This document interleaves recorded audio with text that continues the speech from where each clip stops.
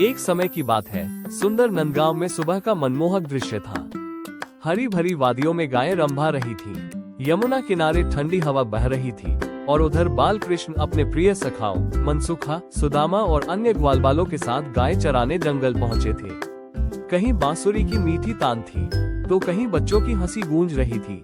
खेलते हुए ग्वालबाल बाल कृष्ण हंसते हुए बोले, कृष्ण, अरे सुदामा, देखना, आज मैं सबसे ज्यादा बोल बल्ला मारूंगा।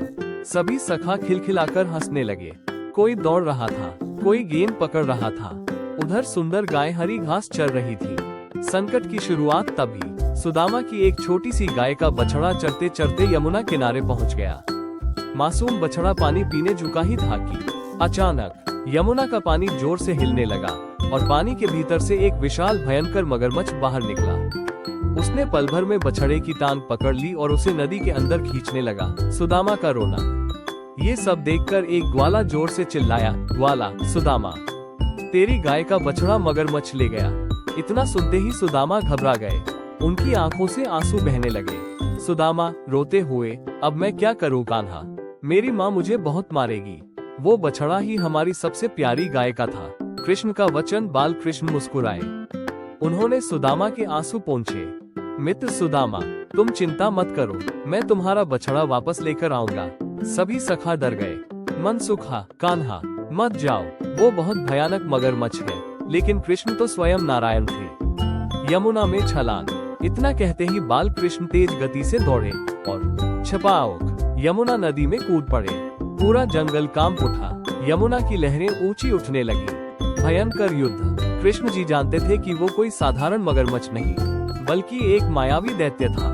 यमुना के भीतर कृष्ण और मगरमच्छ का भयंकर युद्ध शुरू हो गया।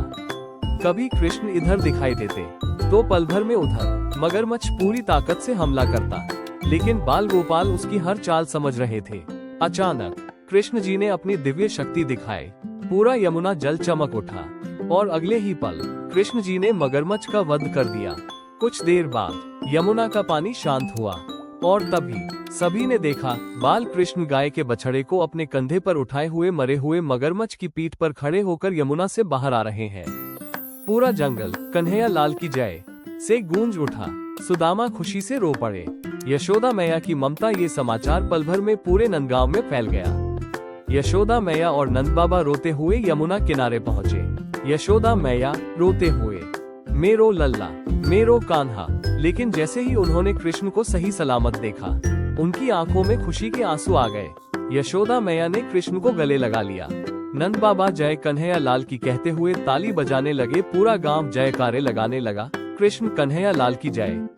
नंद के आनंद भयो, जय कन्हैया लाल की।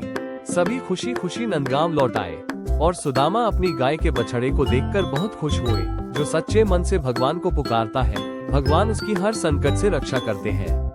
बाल कृष्ण केवल नंदलाल नहीं, अपने भक्तों के सच्चे रखवाले हैं। ये कहानी अगर अच्छी लगी हो तो हमारे चैनल को लाइक और सब्सक्राइब जरूर करें। धन्यवाद।